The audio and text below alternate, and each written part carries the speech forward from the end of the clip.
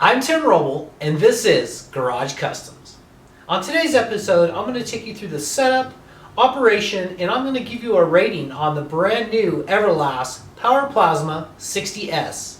Everything unpacked, and basically it comes set up with a regulator. We have an inlet for your air compressor fitting, and then on this side we have a push lock. And if you haven't seen these before, this isn't a little plug. It's actually just take this piece of hose and you insert it in and pull it out, and it locks in place. And that's good to about 125 psi. And then if you want to undo it, you simply depress on the blue and pull out on your hose, and you have your hose back. So that's a neat little option. Here we have the ground clamp. It's nice copper lined, has a high spring tension that you'll connect to either your work table or your work piece. And the reason why I was so excited to really test this unit is it comes with the Tramifit S75 blowback torch. This is not a high frequency unit, this is actually a blowback, continuous blowback unit, so it's pretty nice. And it comes standard with the Euro Connect, which I really like. It makes hooking things up super easy. To the front of the machine, we're going to hook a few things up. We'll start with our ground clamp. Just attach this to the table. And this simply gets installed in here, and you give it a twist and it'll lock down. Then we'll take our Euro Connect torch and go ahead and plug this into the front of the unit. And this just locks down. Now to the back of the 60S. Right here we have our mounting bracket for our air regulator, and basically that gets affixed in there like this with two supplied screws.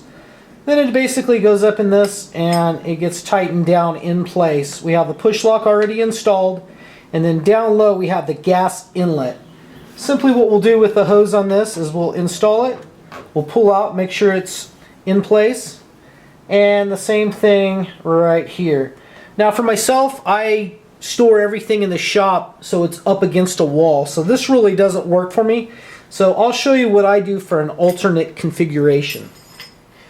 Moving on, we have a CNC port, and we are provided with a quick connect fastener, and this gets wired in for torch stop and start for pins 1 and 2 on the Torchmate system. Up next we have our off-on switch, and then down low we have an alternate earth ground. And this machine comes pre-wired with the industry standard NEMA 650 connector, and it's what's compatible with my shop. I've wired my shop that way a long time ago, so it makes changing in and out of different equipment real easy. What I've done is I've pulled the cover and I've drilled 2 holes here to accept 2 small sheet metal screws. And what I'll do is I'll simply install this bracket in place.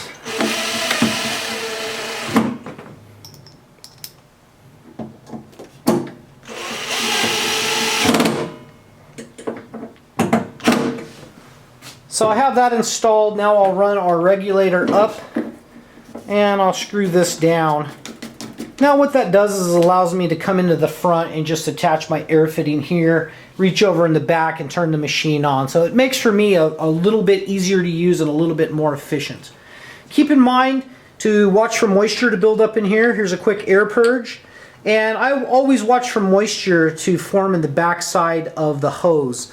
Moisture getting through to your plasma is probably one of the #1 things that will actually go through consumables quicker than even cutting. So making sure you're getting clean, dry air is really important to these units. What I have here is 2 different generations of torches. This is a standard high frequency or even high voltage torch that's supplied with a lot of the import machines. How this works is basically you use an electrode that gets screwed in here, a nozzle, and then your outer shield, and then it utilizes high frequency to blow through. Now I've had great results with one of these torches, and I had a 1.5 years worth of use out of it.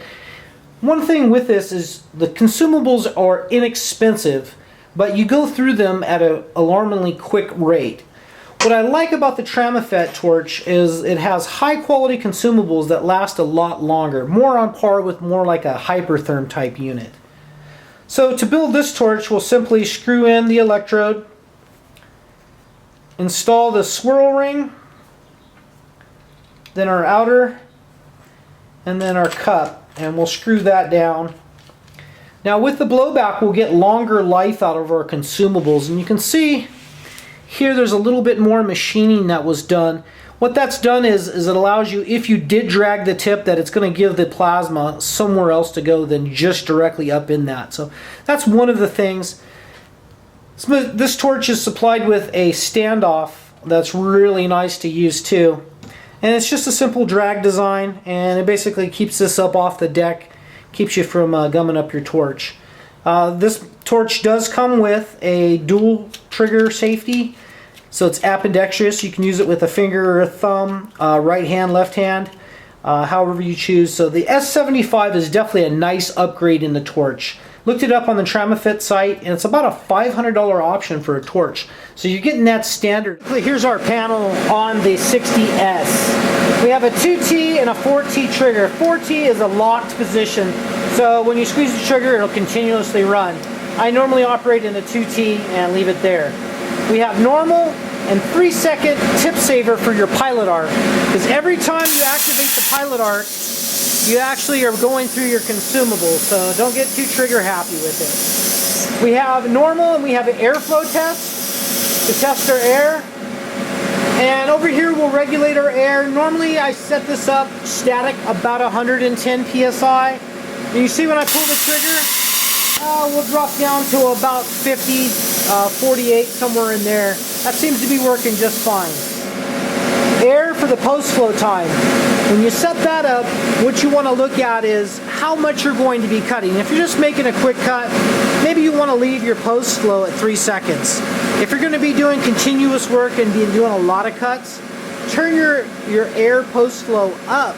That way it cools your consumables and it'll actually keep things cooler and they'll last longer.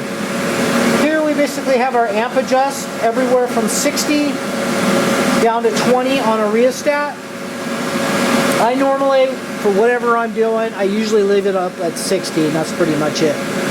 Set up kind of in my safety gear. I have plasma safety glasses set up and ready to go. I am wearing leathers this time with gloves. We're going to do a max cut on this unit of 1 inch. I haven't looked up the specs to see exactly what it's supposed to cut, but for me, 1/2 inch is super thick. I hardly ever do that. Most of what I use a handheld plasma for is cutting off somebody's boogered up trailer hitch that they arc welded on something and it's busting the frame or it's coming off, or cutting tabs and different things off of a junkyard axle. So I'll take you through a 1 inch cut, and then we'll cut some, looks like these tabs are about 120 to 150 thousandths, so it should cut through this like butter. What I'm doing here is I'm using a tip-in technique where you tip in towards the bottom and you cut that lower corner off. Then I'll come up, I'll square up, and then I'll move right across the piece. It cut through this 1 inch with a lot of power and cut through like butter.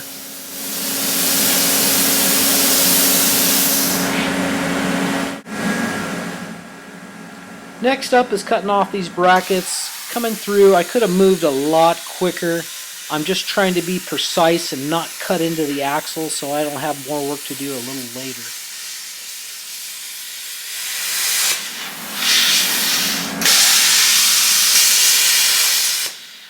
As I reposition, you can see that the standoff is kind of keeping me back and in the way. Now I could have taken this off, but what I'm doing is I'm using the pilot arc to initiate the plasma strike, and then I'm moving back about 3/8 to move around another bracket and cut right through it.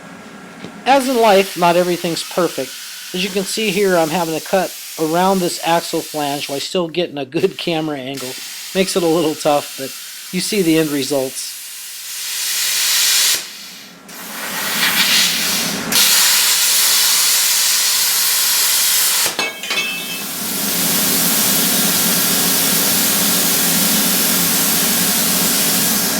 That's it for the setup and operation of Everlast Power Plasma 60S. The unit comes standard with the Tramifit S75 torch, continuous blowback design. Seems like the consumables are lasting a long time on this unit, so that makes me happy. The consumables are available through PaxAir and the Fastenal stores. For myself, that doesn't play a huge factor because I order all of my consumables ahead of time off the internet. How does this machine compare to the Hypertherm PowerMax 65, which I'll call the industry standard? Now, I gave the PowerMax a rating of 98 out of 100. And basically, the only reason it didn't score a 100 was straight up, it seems to be an air hog, and it kind of taxes my Husky single-stage 60-gallon compressor on the CNC table. This machine seems to be very, very nice on air. It really doesn't throw out a whole lot of air, and it gets a nice clean arc. So what I'm going to give the Everlast unit, I'm going to rate it about a 95 as of right now. We haven't really done a whole lot of torture testing to this unit, but my initial maybe 2 to 3 hours worth of cutting on this unit, I'm going to say I'm really pleased with it. I like the blowback design. I like the consumables on this unit.